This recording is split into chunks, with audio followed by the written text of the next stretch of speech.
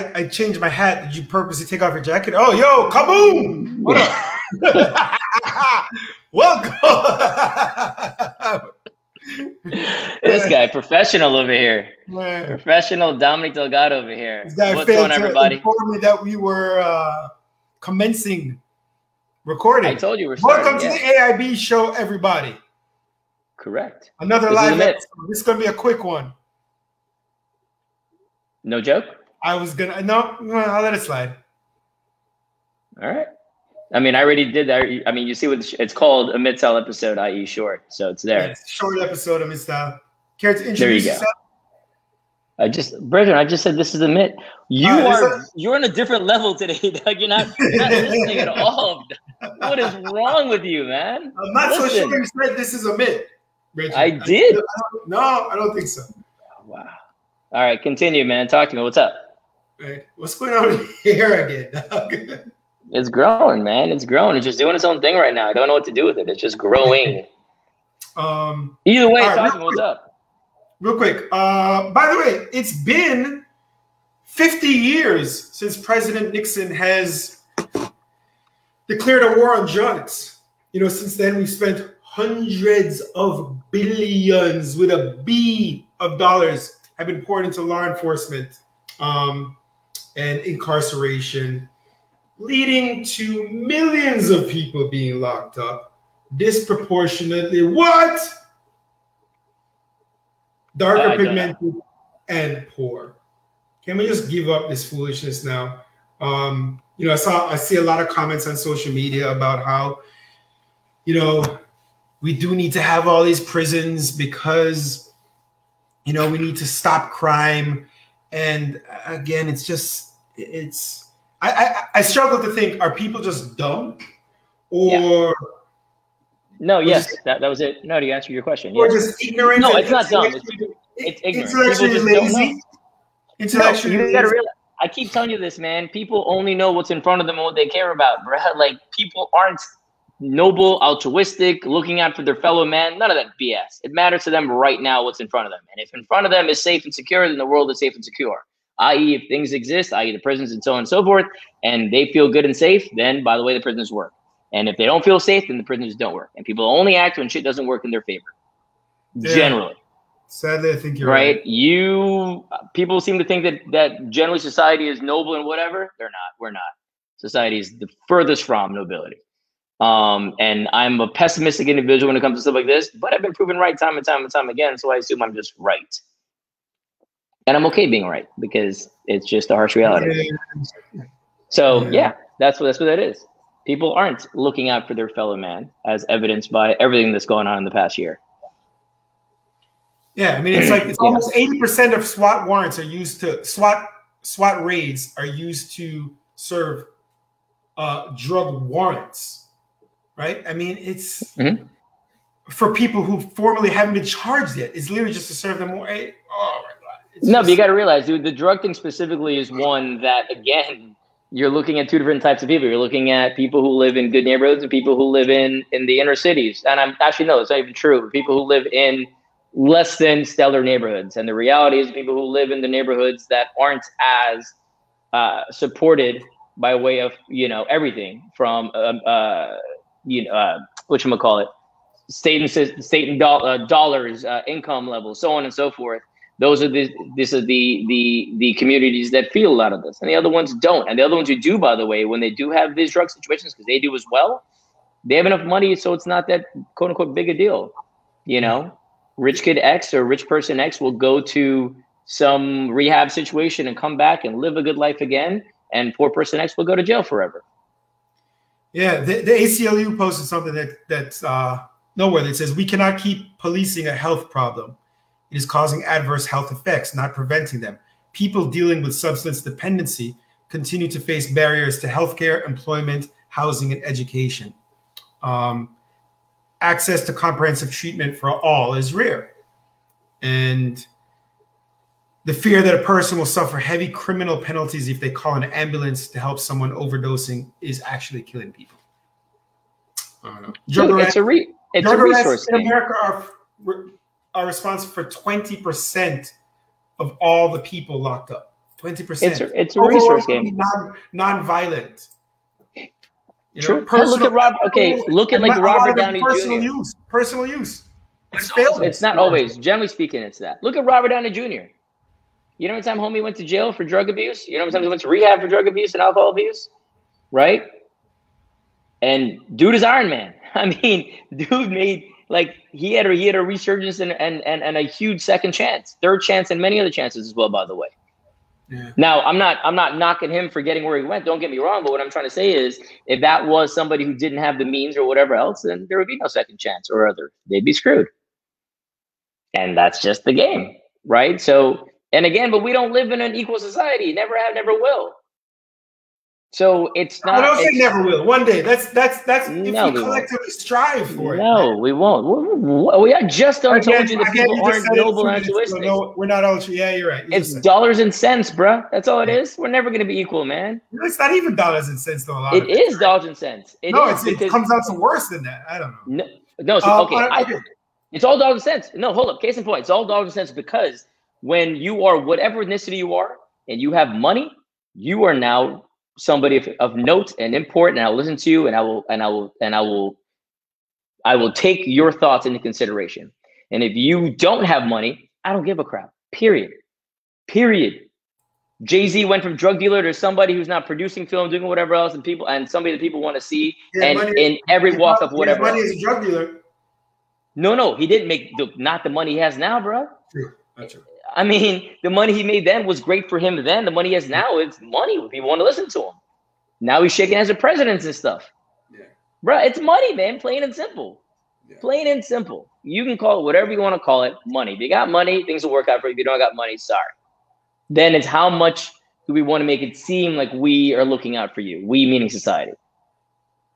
Sorry, man. I mean to burst your bubble on the way the whole works, but that's what our politicians. Hey. When they need your vote, they'll do whatever to get your help when they need your vote. Kamala, how about we do something that Trump failed to do, that Obama failed to do, that friggin' Billy Clinton made 10 times worse, you know, that Bush 1 failed to do, that Bush 2 failed to do, and so on. How about you guys do something and fix the shit? Will they get them votes? No, I'll probably lose them votes. So then why? Bro, hey man, I'm all about this noble society, my dude, but if it's not gonna get me votes, then why am I doing it? Plain and simple. If I'm a politician, that is. All right, we got a few minutes. Speaking of foolishness, a couple weeks ago, we missed this. Portland, Oregon, team of 50 police officers who serve on a specialized crowd control unit resigned because one of their fellow officers was charged due to an incident during a protest where they supposedly attacked a protester with a baton.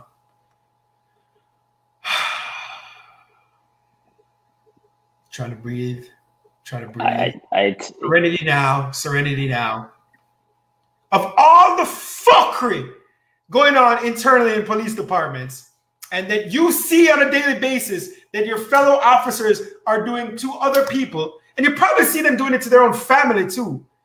This is the foolishness that you decide to stand up for. And you wonder why so much of society is anti-police. You wonder why. You also wonder why many people assume I am, and I can't believe I'm not. But I get why people are. I fully get why people are. It's like I get why somebody sometimes robs. I don't condone it. I don't, justify it. I understand it. I 100% understand why people are anti-police. And it's shit like this. Yeah, but again, not remotely surprising. And yeah, I'm just bursting your bubble time and time again. But that's just the reality, my dude.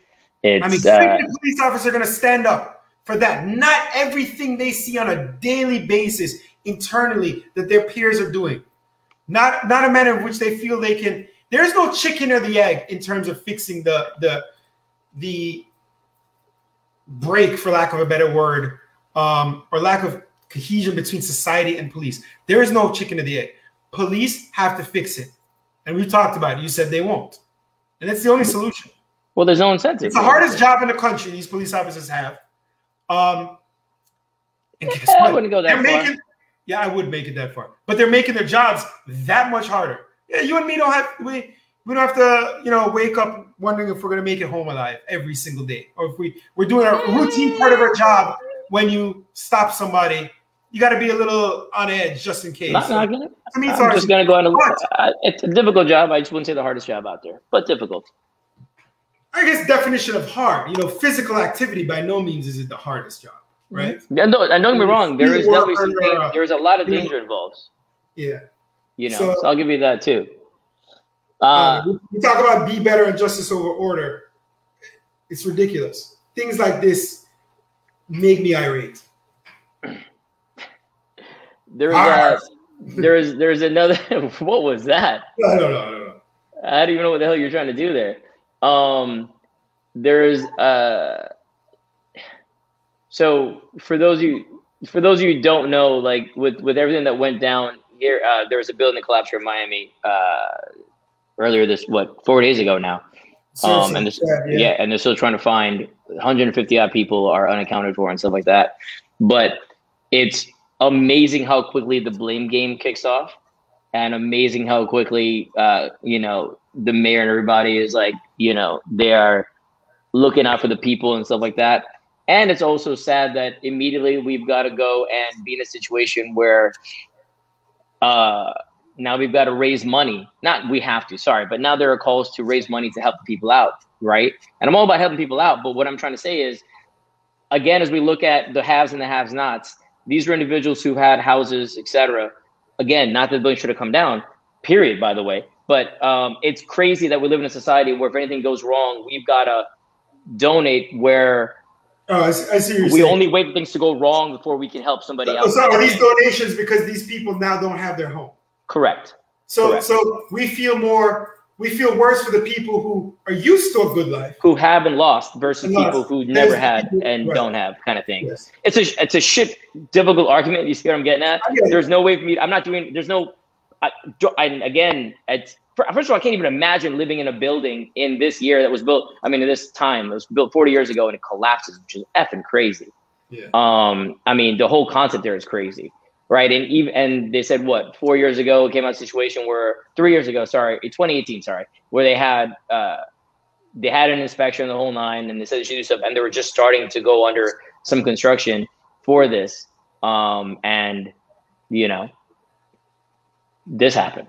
It's mad. It's crazy. Like, cause it's not even a thought process, you know, living in a high building. It's like, oh yeah, that's what you want. You want the view, you want whatever. Nobody thinks about this stuff going on this way. So, yeah, pretty ridiculous in that scenario. So I don't get it, but that is what it is. And on the last thing, you see, like they're trying to get your show they're trying to get Netflix to finish up your show Manifest now because NBC canceled it back then, which is how it made it to Netflix. But they're still trying to get a couple more seasons to finish it. Wait, hold on. Are you sure? Because season 3 not sure. They're trying to. Hold on. Season 3 came out, but it's not on Netflix. Are you sure that's not what the push is? You're telling me they want to actually hire the actors and redo finish the show? No, they just want to finish it. They just want to do like another season or two and wrap it up. Because there's also a push to get season 3 on Netflix, which it's not. Which it's probably just new because NBC, they'll get on there eventually. The show got canceled. Not new, meaning it's new. Like NBC still has it. They're probably putting on Peacock because I don't know when season 3 came out. But I assume it was in the past couple of years. So as opposed to selling them everything, this way, if it gets a viewership, they can sell the last season for more money and get more money off of Netflix, right? So it's one of these dangle the carrot scenarios.